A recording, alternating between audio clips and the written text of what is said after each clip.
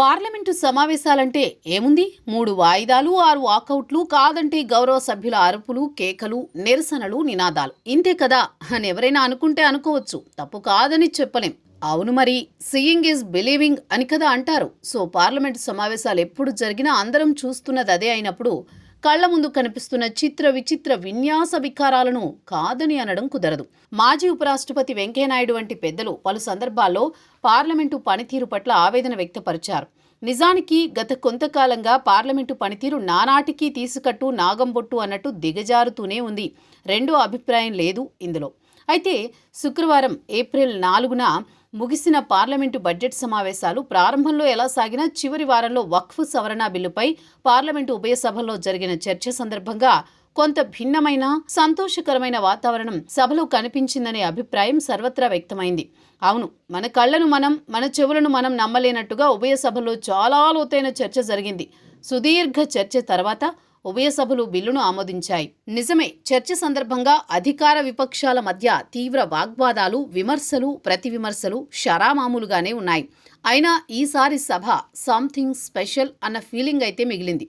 అలాగే పార్లమెంటు ఉభయ సభల్లో ఇటీవల కాలంలో ఎప్పుడూ లేని విధంగా డేట్ మారే వరకు, మారిన తర్వాత కూడా బిజినెస్ కొనసాగింది. వక్ఫ్ బిల్లుపై లోక్సభలో 14 గంటల పాటు చర్చ జరగ్గా రాజ్యసభలో 17 గంటల పాటు సుదీర్ఘ చర్చ జరిగింది.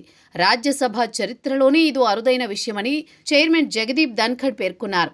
రాజ్యసభలో చర్చ ప్రారంభమైన మరుసటి రోజు ఉదయం 4 గంటల 2 నిమిషాల వరకు కొనసాగింది. ఇదంతా ఓ ఎత్తైతే చాలా రోజుల తర్వాత సభలో సరస సంభాషణలు, నవ్వులు కూడా వినిపించాయి. అది కూడా ఎప్పుడూ సీరియస్గా ఉండే కేంద్ర హోంమంత్రి అమిత్ షా సమాజ్వాదీ పార్టీ ఎస్పీ అధ్యక్షుడు అఖిలేష్ యాదవ్కు సరదాగా అంటించిన చురక సభలో నవ్వులు పూయించింది. అఖిలేష్ యాదవ్ తన ప్రసంగంలో భాగంగా ప్రపంచంలోని అతిపెద్ద పార్టీ అని చెప్పుకునే బీజేపీకి పార్టీ అధ్యక్షుని ఎన్నుకోవడం చేత కావడం లేదని ఓ వ్యంగ్య బాణం వేశారు. అందుకు సమాధానంగా అమిత్ షా, ఇతర పార్టీలలో అధ్యక్షుని ఎన్నిక అంటే 4-5 కుటుంబ సభ్యులు కూర్చుని తమలో ఒకరిని అధ్యక్షుడు అనుకుంటే సరిపోతుంది.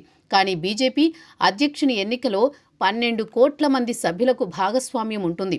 సో సహజంగా అధ్యక్షుని ఎన్నిక కొంత ఆలస్యం అవుతుంది. నవ్వుతూ సమాధానమిచ్చారు. అంతటితో ఆగకుండా అఖిలేష్ యాదవ్ను ఉద్దేశించి, మరో 25 సంవత్సరాలు మీ పార్టీకి మీరే అధ్యక్షులుగా ఉంటారు అంటూ నవ్వేశారు. అమిత్ షా నవ్వుతో అఖిలేష్ యాదవ్తో సహా సభ్యులు నవ్వులు కలిపారు.